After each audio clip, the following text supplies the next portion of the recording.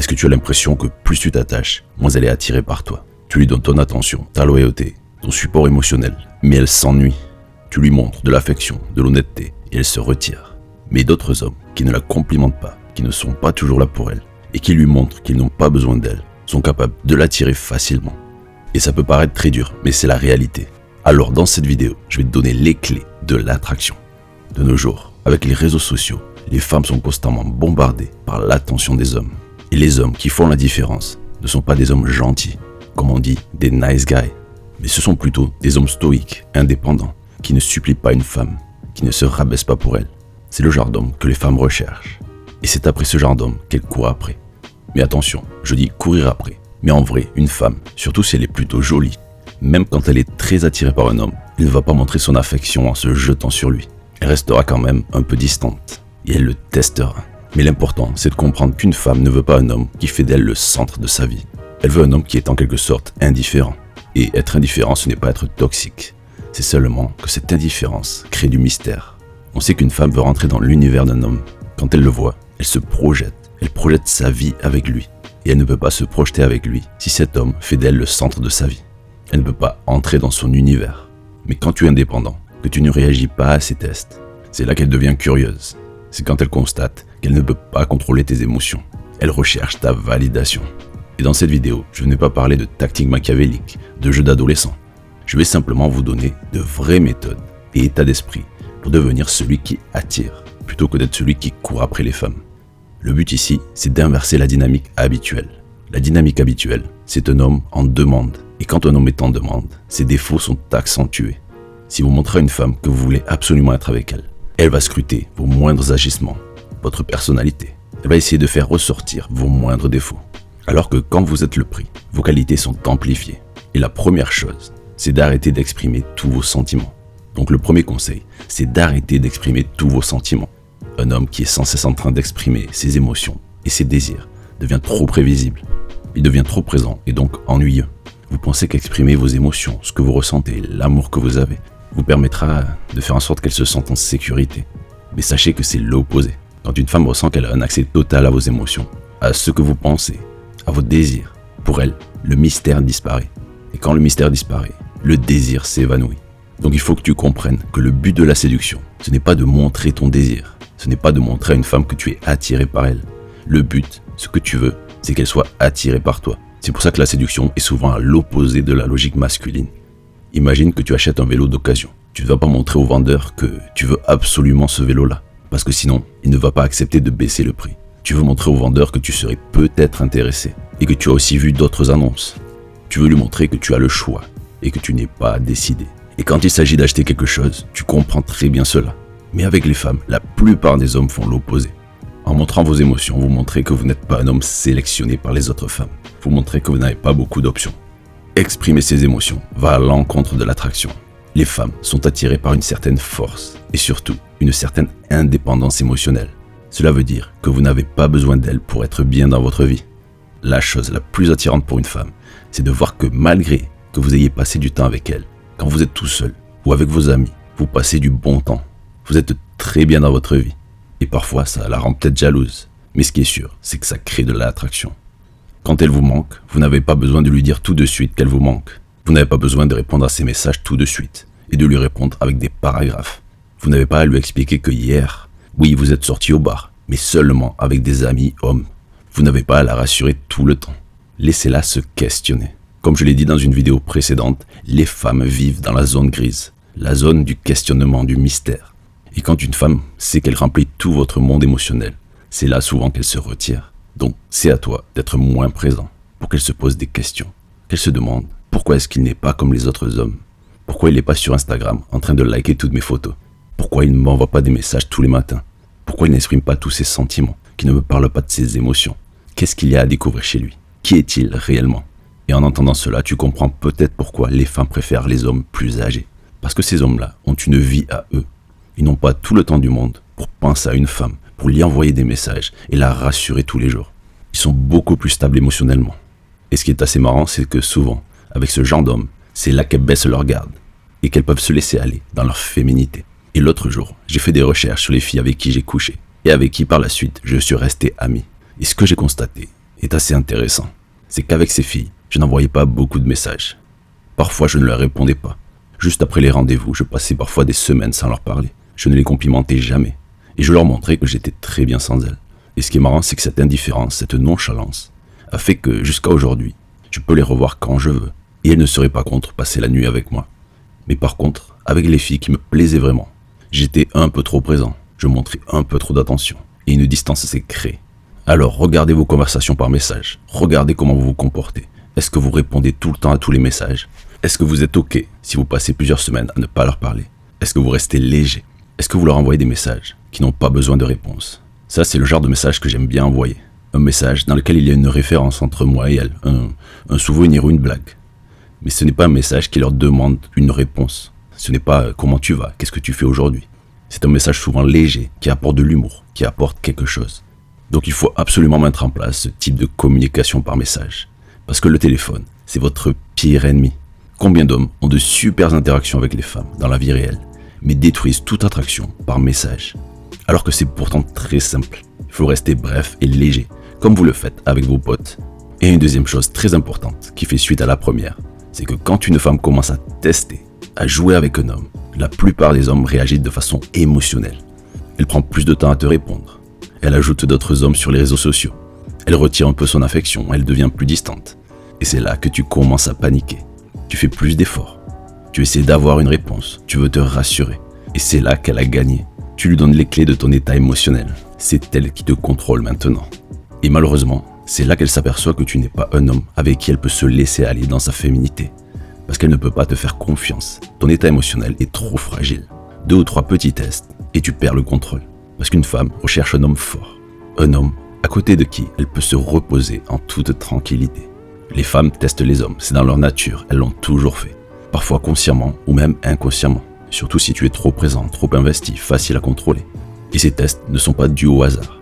Ce sont des façons de mesurer ta valeur sur le marché des relations, ta VMR, ton niveau d'investissement, ta confiance en toi. Si tu es émotionnellement touché par ces paroles, les paroles d'une personne qui pèse souvent moins de 55 kilos, alors comment tu peux être l'homme de sa vie? Quand tu montres que tu es touché par ses actions, la façon dont elle se comporte avec toi, tu lui montres que tu n'as pas une abondance de femmes dans ta vie et que tu n'as pas beaucoup d'expérience. Donc ta valeur perçue diminue. Et ce qui est marrant, c'est que souvent on dit qu'il faut être grand, beau, riche et célèbre pour plaire aux femmes. Mais pourtant, leurs tests sont essentiellement des tests de force émotionnelle et de contrôle. Parfois des tests de compétence, mais surtout des tests émotionnels. Bien sûr, la compétence plaît aux femmes, mais ce qu'elles regardent, c'est surtout votre état d'esprit. C'est ça qui peut lui donner la meilleure idée de votre valeur sur le marché des relations. Parce que vous pouvez être très compétent, très bon dans un domaine, mais si vous êtes trop investi dans ce domaine, si vous avez trop d'ego, si votre ego est attaché à cette chose-là, vous montrez aussi une certaine faiblesse. Alors maintenant, imaginez que vous arrivez sur un parking avec votre copine et que les roues de la voiture sont crevées. Vous allez être en retard au restaurant. Vous n'allez peut-être pas avoir de table. Et c'est là qu'elle regarde. Est-ce que vous allez vous énerver? Est-ce que vous allez rester calme, la rassurer? Et peut-être que vous êtes un homme pas très compétent, que vous ne savez même pas changer un pneu. Pour un homme, c'est très grave. Mais passons. L'important, c'est votre façon de réagir, de passer à l'action, de faire quelque chose tout en restant en contrôle. Et cette situation à la base, ce n'était pas un test, mais c'est une façon pour elle de juger de votre caractère. Et même pour les tests directs, les petites piques qu'elle vous envoie, là aussi, il ne faut pas réagir émotionnellement, il ne faut pas montrer de faiblesse. Il faut montrer une certaine nonchalance, une indifférence.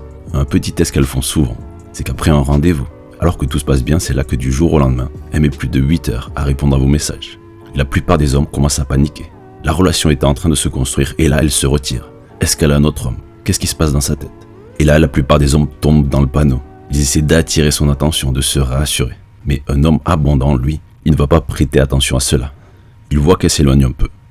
Mais ce qui est important pour lui, c'est sa vie à lui. Il a des choses à faire. C'est comme le papa avec sa petite fille. Il voit qu'elle s'éloigne un peu dans le jardin.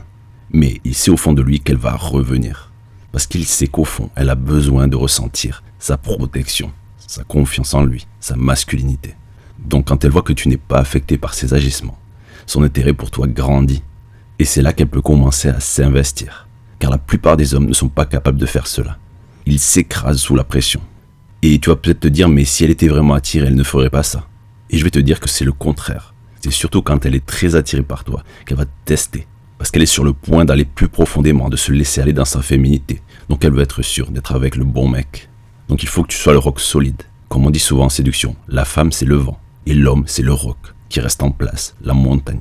Tu veux montrer une forme d'énergie qui dit « Je ne suis pas là pour obtenir ton approbation. Je suis là pour vivre ma vie. Je fais mes choses à moi, j'ai ma vie et je suis stable. Et tu peux te laisser aller à mes côtés. » Et vous remarquez peut-être que tous mes conseils, ce sont des choses qui viennent naturellement quand on a une vie riche, quand on est occupé par nos projets, nos passions, notre travail, quand on a une vie sociale, des amis, une vie abondante. Donc le but final, ce n'est pas de faire semblant, mais d'avoir vraiment une vie qui vous correspond. Mais je sais que pour beaucoup d'entre vous, c'est très difficile. Parce qu'il y a toujours cette fille-là, la seule, l'unique, celle qui vous plaît plus que les autres. Et malgré votre vie bien remplie, vous ne pouvez pas vous détacher d'elle. Elle fait ressortir vos insécurités les plus profondes. Mais ne vous inquiétez pas, je suis là pour vous aider. Et si vous voulez aller plus loin, cliquez sur mon programme. Un autre point important, c'est d'arrêter de planifier. Un homme qui est tout le temps en train de planifier les rendez-vous est un homme qui est en demande. Si tu es là à lui demander « Quand est-ce que tu seras libre ? Est-ce qu'on peut se voir ?» Tu deviens ennuyeux. Tu es prévisible. Tu es un homme qu'on a envie d'oublier. Vous avez peut-être vu tous ces coachs en séduction qui vous disent qu'il faut être le leader, qu'il faut faire des plans précis. Et bien sûr, c'est important de montrer de la masculinité. Mais de mon expérience personnelle, je pense que la nonchalance est plus attirante. Pendant le rendez-vous, vous pouvez être décisif. Mais vous ne voulez pas être ce petit secrétaire qui prépare chaque minute de rendez-vous en détail.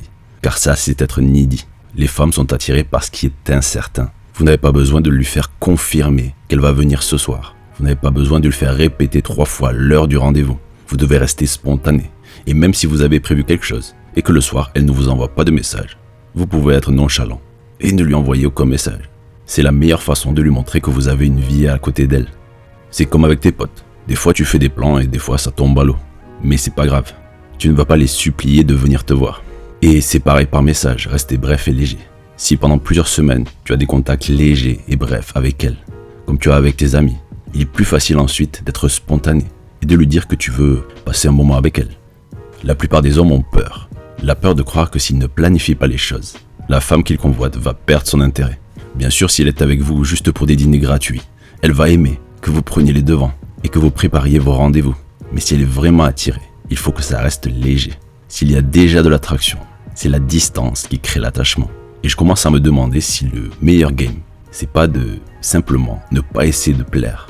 Se montrer tellement détaché, tellement occupé dans sa vie, tellement indifférent, tout en restant léger, marrant et cool. Je pense que ça permet à une femme de ne pas ressentir de pression. Et c'est là qu'elle peut vraiment se laisser aller. Une autre chose très importante, et j'en ai parlé dans une autre vidéo, c'est de comprendre que pour les femmes, les émotions se développent au fil des semaines, voire des mois. Et le problème, c'est que les hommes veulent cadenasser leur relation le plus vite possible. Tu veux la revoir le plus souvent possible dans l'espace de quelques semaines pour arriver à créer quelque chose de profond avec elle. Tu ne lui laisses pas le temps de développer ses sentiments. Et c'est là que tu fais tout capoter. Parce que pour se rendre compte de ton amour, il y a 2 choses qu'une femme doit ressentir. Soit du manque, soit de la jalousie, ou même les 2. C'est là qu'elle se rend compte qu'elle tient vraiment à toi. Mais si tu ne lui laisses pas l'opportunité de ressentir cela, c'est difficile pour elle de s'attacher. Elle n'a pas le temps de penser à toi, de se poser des questions. Donc il faut que tu vois les choses à plus long terme. Si tu lui proposes un rendez-vous et qu'elle n'est pas disponible, ce n'est pas grave. Tu peux laisser passer autant de temps que tu veux, parce que tu as ta vie à toi. Et une chose qui peut t'aider, et je sais que ça va pas plaire à tout le monde, c'est d'utiliser Instagram. Parce que c'est un moyen très facile de montrer que tu as une vie occupée. Instagram, on pense souvent que c'est le site pour les adolescents. Mais je trouve que tous les leviers que ça nous permet d'utiliser sont des choses très utiles en séduction.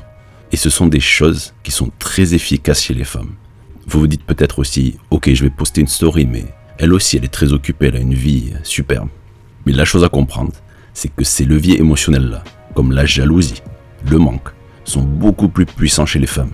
La drogue des femmes, c'est l'attention. Et pour une femme, ne pas recevoir l'attention d'un homme qui a sa vie à lui, c'est pire que d'arrêter l'héroïne. C'est quelque chose qui les touche très profondément. Elles veulent ce qu'elles n'ont pas. Donne-lui toute ton attention et elle se retirera. Montre-lui que ta vie est bien sans elle et là, elle voudra venir avec toi. Donc je pense qu'il est bon d'utiliser tous les moyens et d'utiliser tous les piliers de l'attraction. Parce qu'on sait que ce qui attire les femmes, c'est la différence entre sa valeur perçue et la vôtre. À l'époque, on avait ce qu'on appelait la DHV, la démonstration de haute valeur. C'était un ensemble de techniques, de phrases à utiliser lors d'une interaction pour montrer qu'on était un homme abondant. Mais grâce aux réseaux sociaux, on peut faire ça avec quelques photos. Alors voilà, dites-moi dans les commentaires ce que vous en pensez. Dites-moi également comment je pourrais améliorer mes vidéos. Et n'hésitez pas à cliquer sur le lien. Je vous donne mes meilleurs conseils.